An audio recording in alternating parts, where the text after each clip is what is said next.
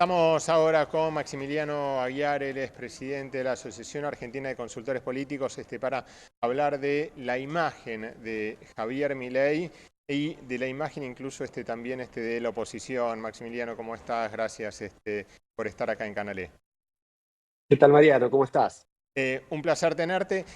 A ver, ¿cómo está la imagen de Javier Milei y cómo está la imagen de la oposición también, ¿no? De cara a las elecciones.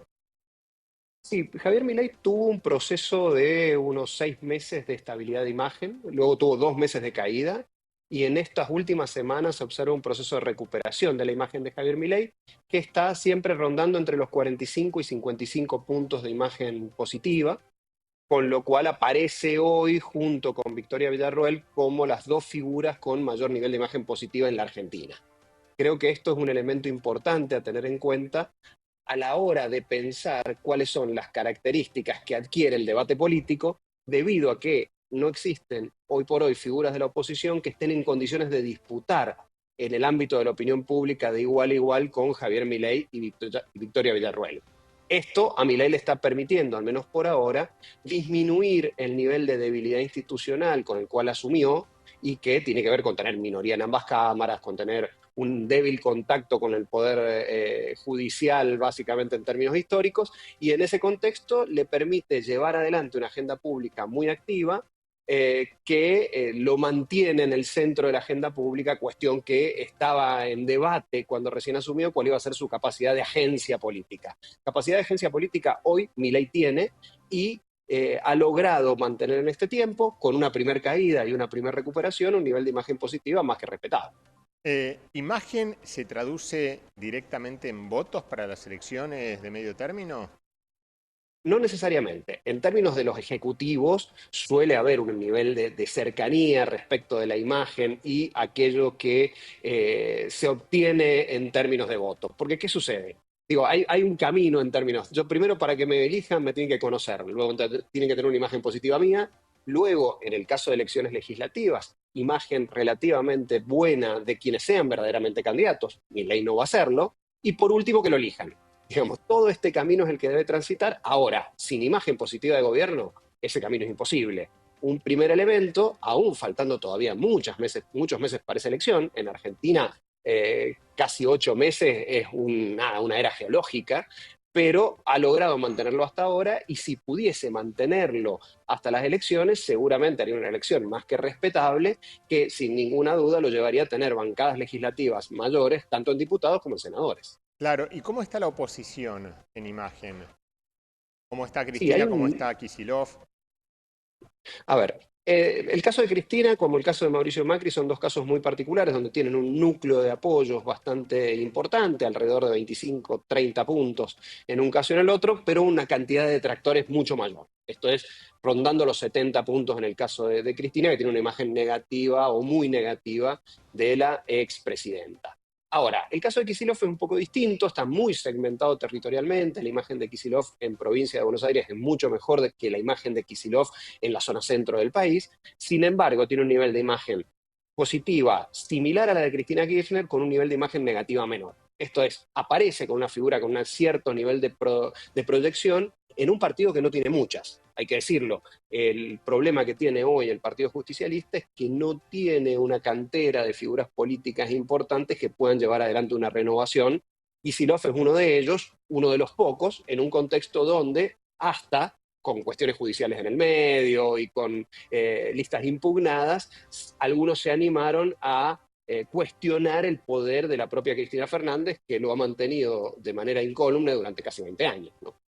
Es, y dentro de el arco opositor, ¿hay alguna otra figura con chance dentro, no sé, del ranking, ¿no? De la imagen positiva y lo mismo del gobierno, ¿no?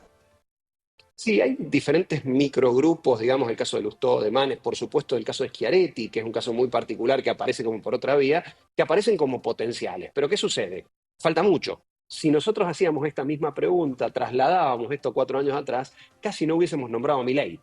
Y hay que decirlo, y termina siendo presidente, con lo cual pueden suceder muchas cosas. Hoy aparece una oposición absolutamente dividida entre sí, con figuras que tienen microgrupos de apoyo. Hablaba de los Topos, Hermanes también, Schiaretti como una figura más importante, y en el caso específicamente del PRO, con una carencia de figuras porque se ha ido desgranando en virtud del apoyo que se ha ido moviendo hacia el espacio mileísta, donde todavía no se ve otra figura, además de la del expresidente Macri, que pueda de manera eficiente llevar adelante, digamos, una renovación partidaria que lo haga competitivo de cara a las próximas elecciones legislativas, pero sobre todo las próximas presidenciales. Claro. ¿Cómo actúa el político? Vos, contabas, ¿no? De Milei que había tenido una caída y ahora recuperó en la imagen. Milei ve todo el tiempo las encuestas de imagen, ¿no?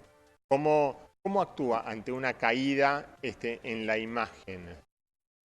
Sin duda Milei ve encuestas, sobre todo porque depende mucho de la imagen pública, al no tener estos soportes institucionales de los que hablábamos inicialmente. Es difícil imaginar un mandato de Milei con los niveles de apoyo que tenía Alberto Fernández, para dar un ejemplo. Pero ¿qué sucede? Milei llega al poder con una especie de propuesta única de venta, que es básicamente, en términos económicos, bajar la inflación, eliminar el déficit. En términos políticos, luchar contra la casta. Esto sería como un resumen mínimo de lo que ofreció Milei en esa primera etapa. ¿Qué sucede? Cuando comienza a caer la inflación como preocupación, comienzan a surgir otras, digo, pobreza, reactivación económica, etcétera, como nuevas problemáticas a las cuales Milei debe adaptarse. Milei está aprendiendo, evidentemente, y ha generado una agenda muy potente, de hecho, alguna relacionada con las universidades, lo último respecto de la ex AFIP, hoy ARCA, etcétera, que intentan mostrar un gobierno enormemente activo que está haciendo todo lo necesario para que siga bajando la inflación y que al mismo tiempo se pueda dar algún tipo de solución a estas nuevas problemáticas, que son viejas, pero que son nuevas en términos de prioridad para la ciudadanía, como pobreza y reactivación económica. En tanto sigan apareciendo algunas buenas noticias, como ha sucedido en estos últimos 15, 20 días, Milei podrá mantener ese nivel de imagen. En el momento en que aquello que tiene para ofertar el gobierno en términos de políticas públicas no esté alineado con las necesidades ciudadanas, esto será un problema relevante para Milei.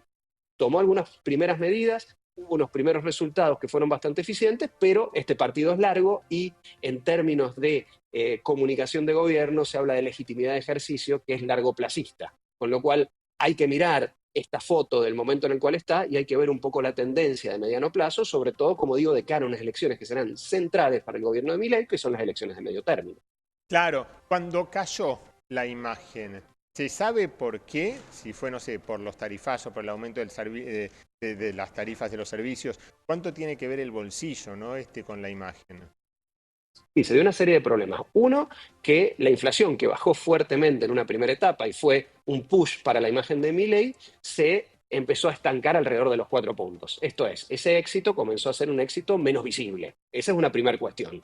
Una segunda cuestión fue el incremento de los índices de pobreza, que además de vivenciarse cotidianamente para la ciudadanía, comenzaron a exponerse en términos públicos a partir de las publicaciones del INDEC, y algunos problemas para modificar su narrativa y mostrarla nuevamente a la ofensiva.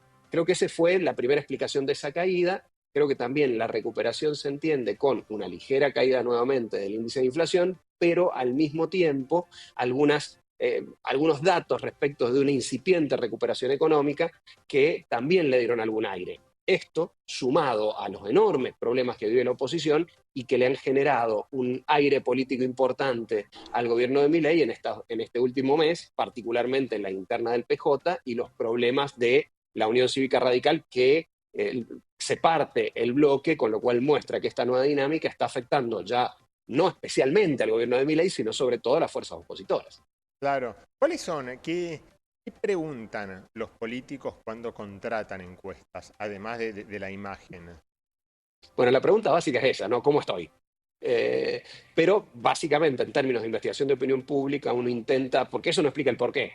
Digo, eso simplemente explica un estado actual de situación Claro, en términos de opinión pública. El sí. porqué es bastante más complejo y tiene que ver con las problemáticas ciudadanas, con los atributos percibidos del liderazgo del gobierno, en gobierno o en oposición, y de las cuestiones prioritarias para la ciudadanía y la capacidad que tiene la fuerza política y, por supuesto, la figura política de interpretar esas necesidades, esas demandas, esos deseos ciudadanos. En ese contexto se mueve la investigación de opinión pública, que se consume, por supuesto, mucho más las encuestas, pero existe los focus como herramienta, los focus group como herramientas cualitativas de profundización, que son los que permiten detectar estas tendencias ciudadanas que interpretan los políticos e intentan dar lugar en sus procesos de representación. Digo, los políticos prestan atención a las encuestas, sí, hay algunos otros elementos que son claramente ideológicos y que tienen que Sí. ver con las convicciones, que también los llevan a tomar decisiones que por ahí no están alineadas con lo que indicarían las encuestas, pero pueden ser eficientes en términos de las convicciones políticas y del posicionamiento político de la figura. Claro. ¿Y hoy cuáles son los temas que más le preocupa, digo, a la gente? La inflación, el empleo, la pérdida de poder adquisitivo, ¿no? La suba de precios, la inseguridad. Y en principio hay una serie de temas. La inflación ha ido cayendo, sigue siendo un problema relevante, ha ido cayendo, era el tema número uno a principio de año, hoy no lo es. Hoy aparece pobreza como un elemento y problemas de empleo, que no hablan necesariamente de desempleo, sino de la posibilidad de perderlo o de las condiciones en las cuales se tiene ese empleo. Este combo social, digamos, pobreza-empleo, es una de las problemáticas fuertes, y hay una segunda que aparece que tiene que ver con la reactivación económica, con la que cierran comercios y ese tipo de cuestiones que preocupan a la ciudadanía más de lo que lo hacían hace tiempo. Luego de esto viene inflación, que, y esto es un mérito del gobierno de Milei, digamos, al haber controlado, empieza a bajar como preocupación ciudadana, y sobre todo en los grandes centros urbanos, lo que se mantiene siempre entre las 3 o 4 primeras problemáticas es el problema de la inseguridad, que, como digo, focalizado sobre todo en algunos centros, grandes centros urbanos, pero mantiene un nivel de vigencia muy importante, y eso sería como un resumen, digamos, el mapa de problemas actual para los ciudadanos argentinos. ¿Actúan los políticos después de los resultados de las encuestas? Que digo, ¿actúan distinto? Bueno, algunos sí. Las encuestas son insumos muy necesarios, ya que es la forma que la política tiene de estar en contacto con la ciudadanía de manera masiva. Bien, porque un político puede hablar con una persona, con dos, con 10, con 50. Ahora, lo que opina la ciudadanía es algo bastante más amplio, y las herramientas específicas para eso son las herramientas de investigación de opinión pública. Con lo cual, hacen bien en consultarlas de manera periódica para ir viendo la capacidad de representación que pueden generar. Entonces, en ese contexto les dan. Hay algunos que hacen caso absoluto a lo que dicen las encuestas y hay otros que hacen caso omiso. En el medio, digo, creo que hay un sano medio en el cual convicciones e información respecto de lo que pasa con la sociedad confluyen y generan a veces modificaciones en ideas de lanzar políticas públicas, de generar posicionamientos políticos en virtud por ahí de las necesidades de representación de la ciudadanía. Liderazgo y representación son las dos bases de la política, y creo que en ese contexto la investigación de opinión pública permite generar herramientas para ser más eficiente en ambas. Gracias, Maximiliano. Un gusto como siempre, un gran abrazo. Ahí era Maximiliano.